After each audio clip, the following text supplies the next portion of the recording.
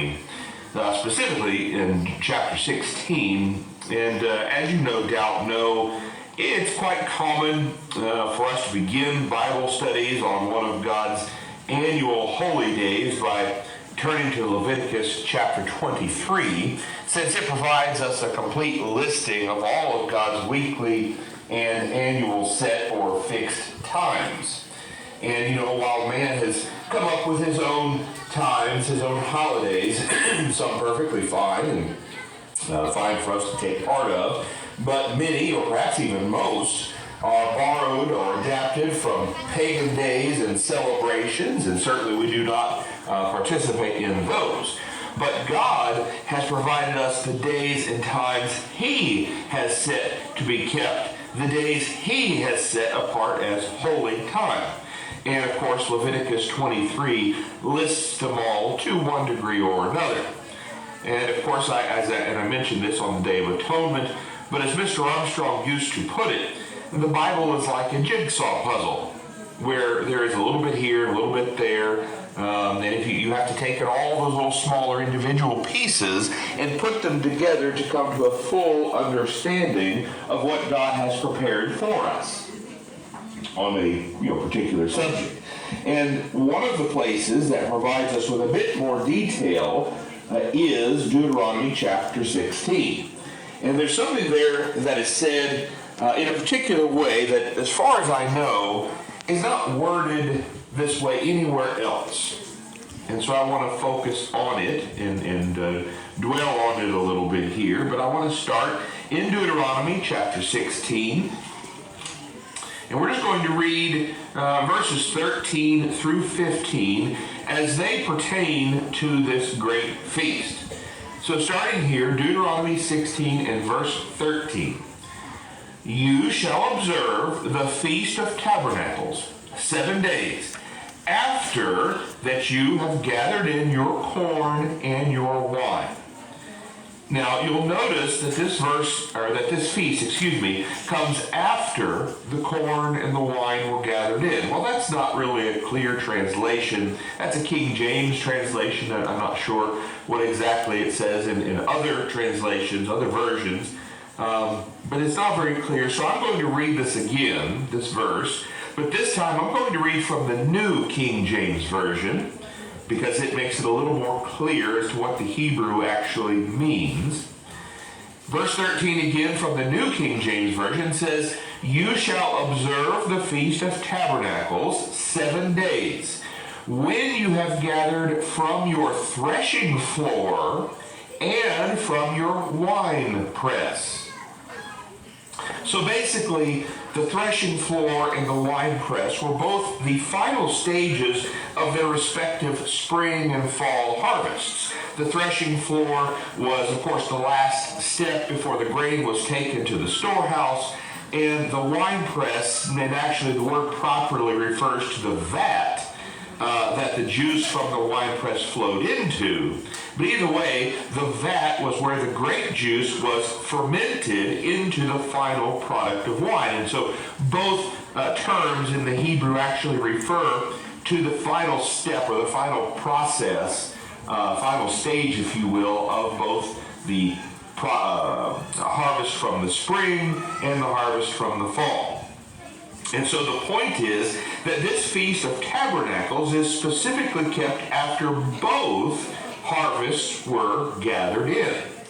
And that's a bit obvious in a way, because as a fall feast, it naturally takes place after the spring harvest has been completed as well. That's just the process of time. It's obvious that it would come after that as well, since it also comes after the fall harvest has been fully gathered in. And so the spring harvest has already been celebrated, though, by the holy day of Pentecost.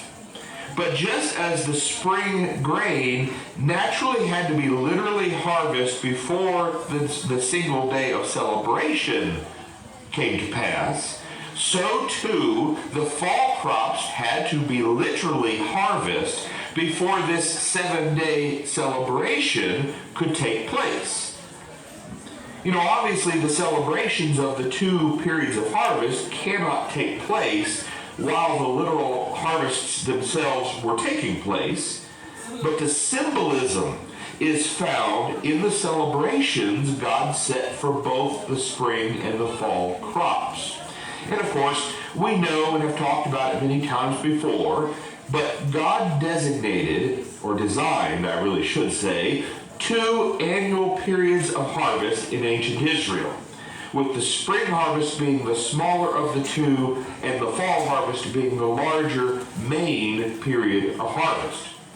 And as we know, Pentecost pictures God's early or first spiritual harvest of souls during the church age. That's what's going on right now. The church of God being the first fruits of God's spiritual harvest with and under Jesus Christ, who was the and is the first of the first fruits.